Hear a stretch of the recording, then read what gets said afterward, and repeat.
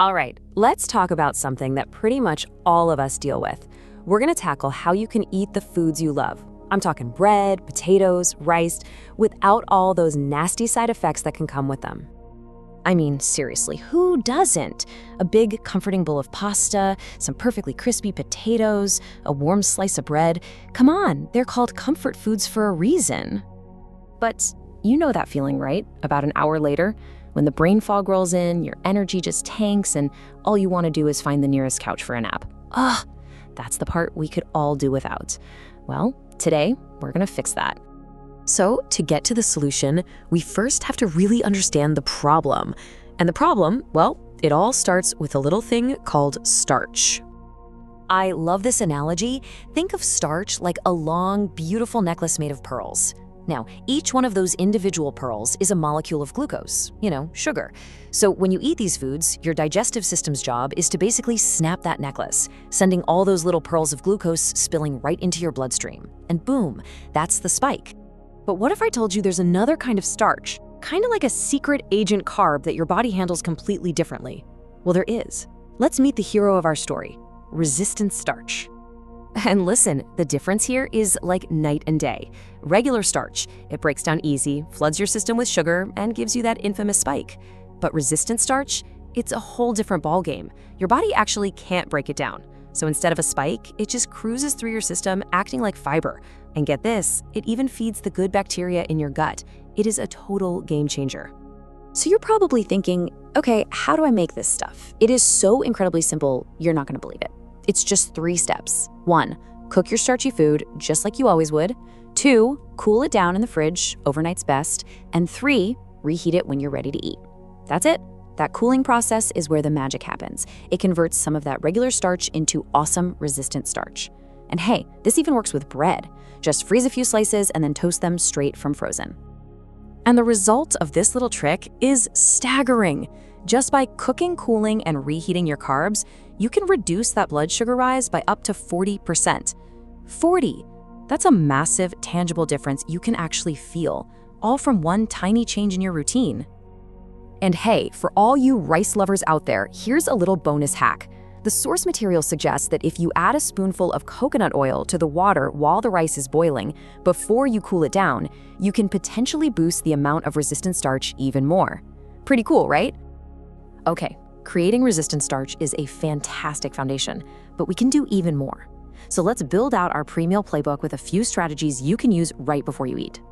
So what's the best thing to drink before a carb-heavy meal? Well, taking the top spot is vinegar. And really, any kind will do. Its acid slows down digestion, but it also has a secret weapon. It helps your muscles soak up sugar directly from your blood. A great runner-up is lemon or lime juice, which also gives you that helpful acid. Now you might be surprised to see wine here. While it can lower blood sugar, it does it really unpredictably, which can be risky. So we'll put that in the worst category for now. So here's the practical game plan. About 30 minutes before your meal, just mix 2 tablespoons of your choice, vinegar or lemon juice, into a glass of water and drink it. It's that easy.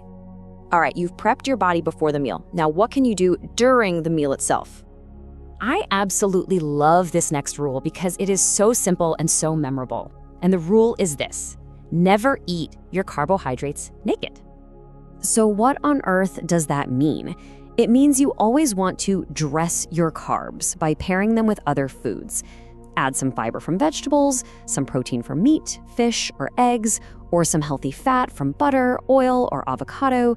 These pairings slow everything down and really help blunt that sugar spike. Now, if you want to take it to the next level, you can even change the order you eat the food on your plate. Start with your fiber, so eat your salad or your veggies first, then eat your protein and fat. And save your starches, the potatoes or rice, for the very end. This basically creates a digestive buffer. But let's be realistic, right? You're not always going to eat your spaghetti separate from the sauce, and that's totally fine. The good news is that just combining these foods together in one bite, or hey, using a vinegar-based salad dressing, still gives you a huge advantage. We've covered before and during. Now for the final piece of the puzzle, what to do after you eat. And to understand why this last step is so critical, we need to quickly cover why avoiding these blood sugar spikes is so important in the first place. You might be thinking, it's just a little energy slump, what's the big deal? It's a fair question, and honestly, the answer is a lot more serious than you might think. You see, when you have all that excess sugar floating around in your blood, it starts to stick to your cells, causing damage and inflammation over time. The source material calls this the browning effect, and it's a powerful way to think about it, just like toasting a slice of bread. Once that damage is done, you can't untoast it. It's irreversible. And that's not just long-term damage. On a daily basis, these blood sugar roller coasters are directly responsible for so many things we feel, like brain fog, intense food cravings, feeling hungry all the time, mood swings, and even a weaker immune system. So, with all that in mind, here's your final action plan. Within about 30 minutes of finishing your meal, get moving for just 10 to 20 minutes. It doesn't have to be intense at all. A simple walk, taking the stairs, even a quick dance party in the kitchen will do the trick. The whole goal is just to engage the large muscles in your legs and your core. And this is the truly amazing part. When your muscles are active, they gain this special ability. They can pull sugar directly out of your bloodstream for energy without needing any insulin to do it. It's like a biological cheat code for lowering your blood sugar. So there you have it. We've covered how to prepare your carbs and the simple playbook for what to do before, during, and after you eat.